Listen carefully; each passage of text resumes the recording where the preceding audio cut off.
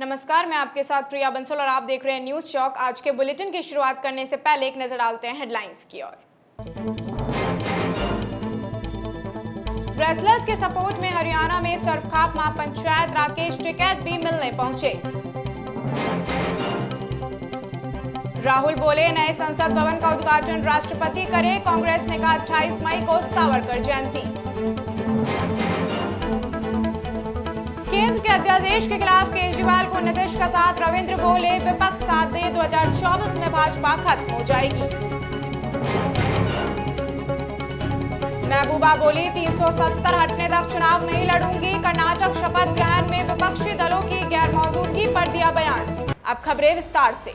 हरियाणा के रोहतक में महम 24 के ऐतिहासिक चबूतरे पर दिल्ली जंतर मंतर पर प्रदर्शन कर रहे रेसलर्स के सपोर्ट में आज सर्वखाप महापंचायत हो रही है, जिसमें कि हरियाणा व उत्तर प्रदेश के अलावा अन्य राज्यों के खाप प्रतिनिधि हिस्सा लेने के लिए पहुंचे हैं। महापंचायत में किसान नेता राकेश टिकैत के साथ दिल्ली जंतर मंतर पर धरने पर बैठे पहलवान भी महापंचायत में मौजूद हैं। साक्षी मलिक ने सभी खापों को हाथ जोड़कर कहा कि मैं उनकी इज्जत भी लड़ाई लड़ रही हूं। अगर इसमें वे गलत पाए गए तो उनकी जो मर्जी वो सजा दे सकते हैं मुझे। पंचायत में राज्य मंत्री संदीप सिंह का भी मुद्दा उठा।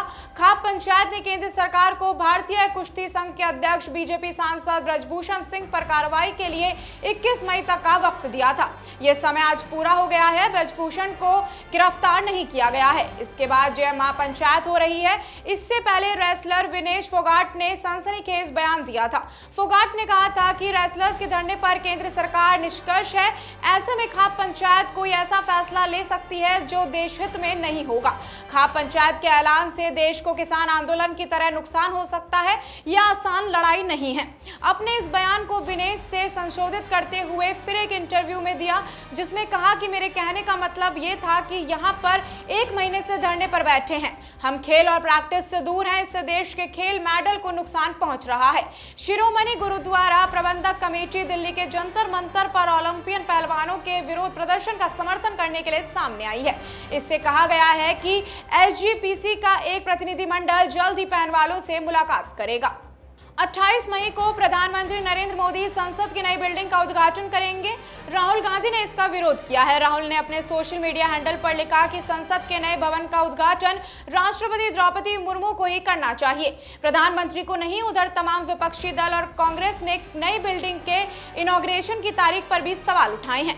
कांग्रेस ने कहा कि 28 मई को हिंदुत्व विचारक विनायक दामोदर सावरकर की जयंती है। ऐसे में इसी दिन नए संसद भवन का उद्घाटन करना राष्ट्र निर्माताओं का अपमान है। 18 मई को लोकसभा अध्यक्ष ओम बिरला ने प्रधानमंत्री को नए भवन का उद्घाटन करने का निमंत्रण दिया था। 862 करोड़ रुपए में बने नए संसद भवन का काम पूरा हो गया है। प्रधानमंत्री ने 10 दिसंबर 2020 को इसकी आधारशिला रखी थी। नए संसद भवन का निर्माण 15 जनवरी 2021 को शुरू हुआ था। इस बिल्डिंग को पिछले साल नवंबर में पूरा हो जाना था। सेंट्रल विस्टा प्रोजेक्ट के तहत बनी ये बिल्डिंग प्रधानमंत्री का ड्रीम प्रोजेक्ट है। इसे 28 महीने में बनाया गया है। पुराना संसद भवन 47,500 वर्ग मीटर में है, जबकि नई बिल्डिंग 64,500 वर्ग मीटर में बनाई गई है। यानी पुराने से नया भवन 17,000 वर्ग मीटर बड़ा है। नया संसद भवन 4 मंजिला है। इसमें 3 दरवाजे हैं और इन्हें ज्ञान द्वार, शक्ति द्वार और कर्म द्वार नाम दिया गया है। संसदों और वीआईपीओ के लिए अलग से एंट्री है। इस पर भूकंप का असर नहीं होगा। इसका design HCP design planning and management private limited ने तैयार किया है। इसके आर्किटेक्ट विमल पटेल हैं। बिहार के मुख्यमंत्री नीतीश कुमार रविवार को एक बार फिर दिल्ली के सीएम अरविंद केजरीवाल से मिले। 1 महीने में दोनों मुख्यमंत्रियों की यह दूसरी मुलाकात है। इससे पहले 12 अप्रैल को दोनों मिले थे। नीतीश के साथ बिहार के डिप्टी सीएम और आरजेडी सुप्रीमो लालू प्रसाद यादव के बेटे तेजस्वी भी थे। नीतीश ने अफसरों के ट्रांसफर पोस्टिंग को लेकर केंद्र के अध्यादेश को संविधान के खिलाफ बताया। उन्होंने कहा कि एक चुनी हुई सरकार को दी गई शक्तियां कैसे छीनी जा सकती हैं, ये संविधान के खिलाफ है। हम अरविंद केजरीवाल के साथ खड़े हैं। हम देश के सभी विपक्षी दलों को एक साथ लाने की कोशिश कर रहे हैं। केजरीवाल ने कहा, केंद्र सरकार इस अध्यादेश को कानून बनाने के लिए राज्यसभा में लाती है तो विपक्ष हमारा साथ दे। विपक्ष एक साथ होगा तो 2024 लोकसभा चुनाव में भाजपा खत्म हो जाएगी। उन्होंने कहा कि इस अध्यादेश के विरोध में वे देश भर की विपक्षी पार्टियों से मिलकर समर्थन मांगेंगे। 23 मई को वे कोलकाता में ममता बनर्जी से मिलेंगे। 24 मई को मुंबई में उद्धव ठाकरे और 25 मई को मुंबई में ही शरद पवार से भी मिलेंगे। इसके बाद वे अन्य विपक्षी दलों से सिलसिलेवार मुलाकात करेंगे। नीतीश केजरीवाल की मीटिंग इसलिए भी महत्वपूर्ण है क्योंकि कांग्रेस ने 20 मई को कर्नाटक में सरकार के शपथ ग्रहण समारोह में नीतीश को तो बुलाया था, लेकिन केजरीवाल को न्योता नहीं दिया था। नीतीश 2024 लोकसभा चुनाव में पहले विपक्षी दलों को एक मंच पर लाने के लिए विभिन्न दलों के नेताओं से मिल रहे हैं। कांग्रेस आपकी तनातनी इस कवायद से मुश्किल खड़ी कर सकती है। जम्मू कश्मीर की पूर्व सीएम और पीडीपी प्रमुख महबूबा मुफ्ती ने रविवार को बेंगलुरु में ऐलान किया कि वे जब तक जम्मू कश्मीर में आर्टिकल 370 बहाल नहीं हो जाता वे विधानसभा चुनाव नहीं लड़ेंगी, लेकिन उनकी पार्टी चुनाव में अपना उम्मीदवार उतारेगी। महबूबा ने बेंगलुरु में पत्रकारों से चर्चा के दौरान कर्नाटक सरकार के शपथ ग्रहण में कई दलों को न बुलाने पर कहा कि कांग्रेस को अभी और त्याग करना होगा, वरना लोगों के पास दूसरे विकल्प भी मौजूद हैं। इतना ही नहीं, उन्होंने बीजेपी पर आरोप लगाते हुए कहा कि बीजेपी नहीं चाहती कि विदेश में कोई विपक्ष हो। जिस तरह दिल्ली सरकार को शक्तिहीन कर दिया गया है, वैसा सबसे साथ होना जा रहा है। जानिए महबूबा मुफ्ती ने आखिर क्या क्या कहा है। G20 को बीजेपी ने हाईजैक कर लिया है। जम्मू में होने वाला G20 समिट देश का इवेंट है, लेकिन बीजेपी ने इसे हाईजैक कर लिया है। उन्होंने लोगों को कमल से बदल दिया है, जबकि लोगों को देश से जुड़ा होना चाहिए था, किसी पार्टी का नहीं। ये सार्क का ही है जिस क्षेत्र में हमारे देश का नेतृत्व स्थापित करेगा। ये सार्क शिखर सम्मेलन क्यों नहीं होता ताकि हमारी समस्या का समाधान हो। जम्मू कश्मीर खुली जेल बन गया है। जम्मू कश्मीर का विशेष दर्जा संघवाद से सबसे अच्छा उदाहरण है, लेकिन अनुच्छेद 370 को खत्म करके राज्य को तोड़कर कमजोर कर दिया गया है। चीन अब जम्मू कश्मीर के मामलों में हस्तक्षेप कर रहा है, जो केवल पाकिस्तान करता था। धारा 370 को हटाकर बीजेपी ने यही किया है। हमारे राज्य में सबसे ज्यादा सेना है, यहाँ सुरक्षा के नाम पर हर रोज उत्पीड़न और तलाशी हो रही है। जम्मू कश्मीर अब खुली जेल बन गया है।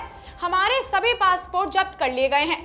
अगर यह उस परिवार के साथ हो सकता है, यहाँ मैं मुख्यमंत्री थी, तो यह किसी के साथ हो सकता है।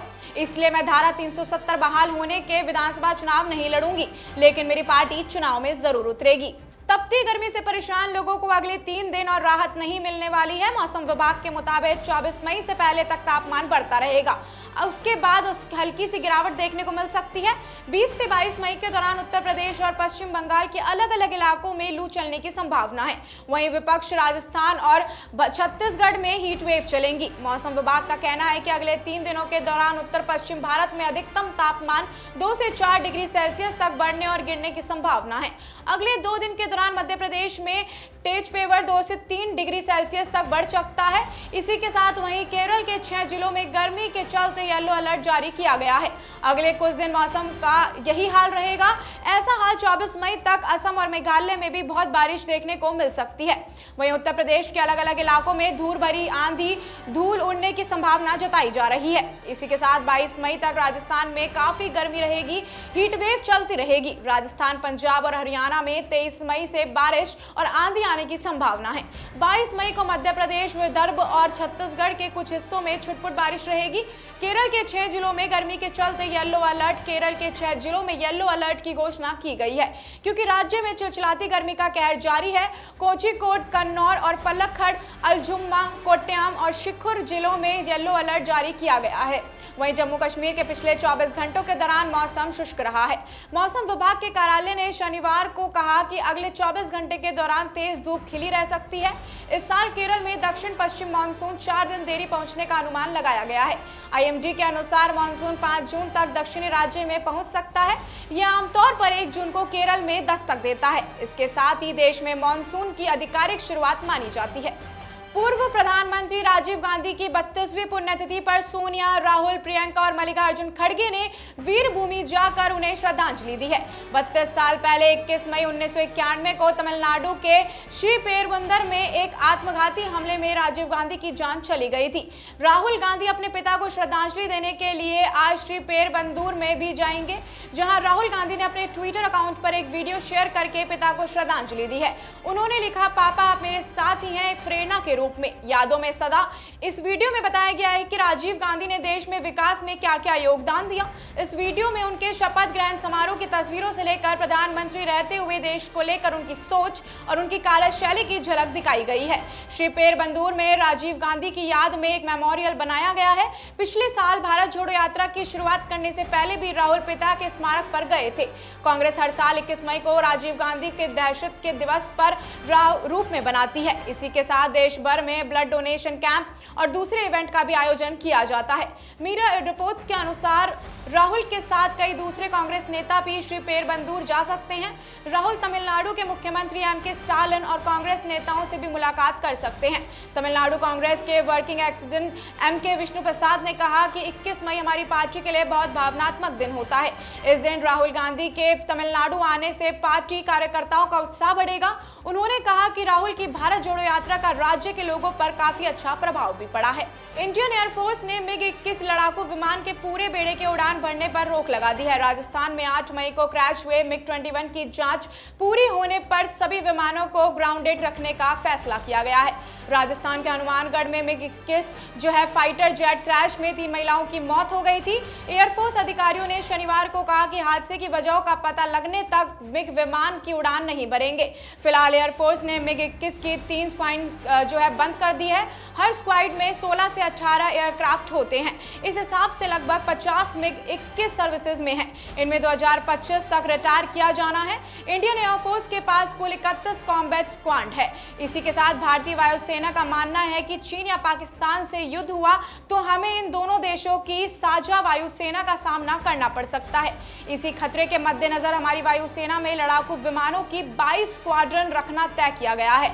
हमारी एक स्क्वाड्रन में करीब 18 विमान होते हैं। हालांकि लगातार MiG-21 के क्रैश होने और नए विमान खरीदने में नाकामी के चलते आज हमारी वायुसेना 42 की जगह 32 स्क्वाड्रन में काम कर रही है। इसमें भी अकेले MiG-21 की 3 स्क्वाड्रन है। यहाँ पर ही स्क्वाड्रन है जिनकी की उड़ान पर रोक लगा दी गई है। इससे अचानक वायुसेना की शक्ति संतुलन बिगड़ गया है। डिफेंस एक्सपर्ट के मुताबिक चीनी सेना और विपक्षी कमांड के पास करीब 200 लड़ाकू विमान है। वहीं पाकिस्तानी वायुसेना के पास करीब 350 विमान है। ऐसे हालात में अगर चीन या पाकिस्तान से जंग हुई तो हमारी वायुसेना के पास 125 से 150 विमानों की कमी पड़ जाएगी।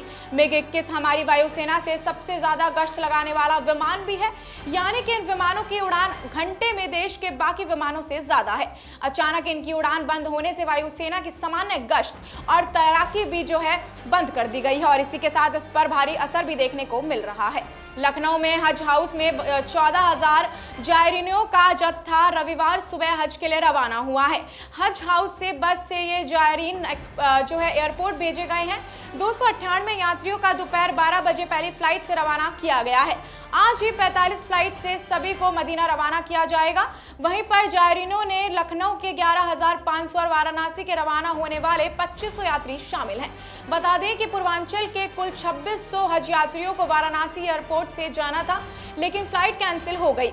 ऐसे में इन जायरीनों को लखनऊ से रवाना किया जाएगा। बाकी बचे 100 हाजियों को अलग अलग शेड्यूल के तहत रवाना किया जाएगा। हज हाउस से एयरपोर्ट के लिए बसों को उत्तर प्रदेश अल्पसंख्यक कल्याण विभाग के मंत्री दानिश आजाद ने जो हरी झंडी दिखाकर रवाना किया है। इसी के साथ हज कमेटी के चेयरमैन मोहसिन रजा और केंद्रीय राज्य मंत्री कौशल किशोर भी शामिल थे। लखनऊ से कुल 25,000 हज यात्रियों को हज जाना है। लखनऊ एयरपोर्ट से आज 14,000 हज यात्रियों को लेकर 45 फ्लाइट रवाना होगी। रविवार को पहली फ्लाइट 298 हज यात्रियों को लेकर मदीना के लिए रवाना हो गई है। बाकी बचे करीब 11,000 हज यात्रियों को एक हफ्ते तक रोज 4 से 5 फ्लाइट से रवाना किया जाएगा। हज यात्रा पर जाने वाले के लिए राज्य सरकार ने सभी जरूरी सुविधाएं मुहैया करवाई हैं। उत्तर प्रदेश से कोरोना के बाद ये पहली बार है जब इतनी बड़ी तादाद में हज यात्री मदीना जा रहे हैं। हज यात्रियों के लिए 3 से अलग अलग डेस्टिनेशन बनाए गए हैं। लखनऊ के साथ ही गाजियाबाद और वाराणसी का भी डेस्टिनेशन बनाया गया है। हालांकि वाराणसी से फ्लाइट डाइवर्ट होने की वजह से पूर्वांचल के हज यात्रियों को लखनऊ आना पड़ा है। यही से वो हज यात्रा के लिए रवाना किए जाएंगे। हिमाचल के हिमालय क्षेत्र में इस बार बर्फबारी का ट्रेंड बदला है। विंटर सीजन में पहाड़ों पर नामात्र बर्फ गिरी। इसी के साथ इसमें दिसंबर से फरवरी के बीच में रेनोवायर एरिया में जो है भारी गिरावट दर्ज की गई है। इसी के साथ अप्रैल में हैवी स्नोफॉल के बावजूद पूरे विंटर सीजन में स्नो कवर एरिया 10% कम हुआ है। इसका खुलासा हिमाचल पर्यावरण विज्ञान एवं प्रौद्योगिकी विभाग के state centre on climate changing द्वारा किया गया है। ताजा सर्वेक्षण में हुआ है। रिपोर्ट के अनुसार अक्टूबर से अप्रैल के बीच में चिनाब बेसिन पर 0.39% की कमी, ब्यास बेसिन पर 6.9% की कमी और रावी पर 22.42% की और सतलुज बेसिन पर 14.61% की कमी दर्ज की गई है। अनुमान अप्रैल में गर्मी से पहाड़ भी पसीना पसीना होते हैं, लेकिन इस साल अप्रैल में हैवी स्नोफॉल हुआ है। इससे ग्लेशियर और स्नो कवर एरिया की संजीवनी मिली है। अप्रैल की बर्फबारी के बदौलत स्नो कवर एरिया 2021-22 की तुलना में चिनाब बेसिन पर बढ़कर 85% हो गए हैं, जबकि ब्यास बेसिन पर 51%, रावी पर 31% और सतलुज पर 43% एरिया बर्फ से ढका हुआ है। हिमकाट के state centre on climate changing द्वारा चारों रिवर बेसिन चिनाब, रावी, सतलुज और ब्यास पर सब सर्वेक्षण किया गया है। यह सर्वेक्षण सैटेलाइट मैनेजमेंट के जरिए किया गया है। स्नो कवर एरिया कम होना हिमाचल सहित पंजाब, हरियाणा, दिल्ली व राजस्थान के लिए अच्छा संकेत नहीं है। राहत की बात यह है कि गर्मियों से अच्छी बर्फबारी में स्नो कवर एरिया और ग्लेशियर्स को रिचार्ज किया गया है। इस वजह से इन दिनों नदी नालों के पर्याप्त पानी मिल रहा है। रिपोर्ट के अनुसार अप्रैल से चारों रिवर बेसिन पर सामान्य से ज्यादा बर्फ गिरी है। अप्रैल 2023 में चिनाब बेसिन पर 22% से ज्यादा, ब्यास बेसिन पर 39, रावी पर 54 और सतलुज बेसिन पर 29% ज्यादा बर्फबारी देखने को मिल रही है। गुजरात दौरे के दूसरे दिन केंद्रीय गृह मंत्री अमित शाह ने आज गांधीनगर में राज्य सड़क परिवहन निगम की नई 320 बसों के संचालन की शुरुआत की है। इसके बाद उन्होंने एल्फोलियम डेयरी की आधुनिक जैविक परीक्षण प्रयोगशाला का भी उद्घाटन करेंगे। इसी के साथ गृह मंत्री दोपहर 3 बजे अहमदाबाद के नारायणपुरा वार्ड में एक व्यायामशाला और पुस्तकालय का उद्घाटन करने के बाद झारौड़ी गाँव में एक पूर्ण विकास झील का भी उद्घाटन करेंगे। गृह मंत्री अमित शाह शनिवार को गुजरात के द्वारका में एक BSF कार्यक्रम में भी शामिल हुए। यहां उन्होंने कहा कि बॉर्डर पर BSF तैनात है, इसलिए मैं दिल्ली में चैन की नींद पे सो पाता हूं। उन्होंने ओखा में national academy of control policing के स्थायी कैंपस में नींव भी रखी। ये कैंपस 470 करोड़ रुपए की लागत से बन रहा है। केंद्रीय गृह मंत्री अमित शाह ने गृह मंत्रालय में दूसरे चिंतन शिविर में दौरान आतंकवाद से निपटने, कट्टरपंथ और आंतरिक सुरक्षा, साइबर और सूचना सुरक्षा, नशीले पदार्थों और आपदा प्रबंधन जैसे मुद्दों पर कामकाज की प्रगति की समीक्षा की है। शाह ने कहा कि गृह मंत्रालय को 25 साल का रोड मैप तैयार करना चाहिए ताकि भारत को दुनिया में अव्वल बनाने से सफलता मिले। उन्होंने कहा कि भारत को हर क्षेत्र में सर्वप्रथम बनने से अब कोई नहीं रोक सकता। केंद्रीय मंत्री ने कहा कि हमें भविष्य की चुनौतियों का कल्पना करके और उसमें अग्रिम समाधान खोजने के लिए हर संभव प्रयास करना चाहिए। उन्होंने कहा कि ड्रोन और आर्टिफिशियल इंटेलिजेंस सहित आधुनिक तकनीक के दुरुपयोग को रोकने और इस्तेमाल की क्षमता को और बढ़ाने पर जोर दिया जाना चाहिए। इस बुलेटिन में फिलहाल के लिए इतना ही। इजाजत दीजिए। नमस्कार।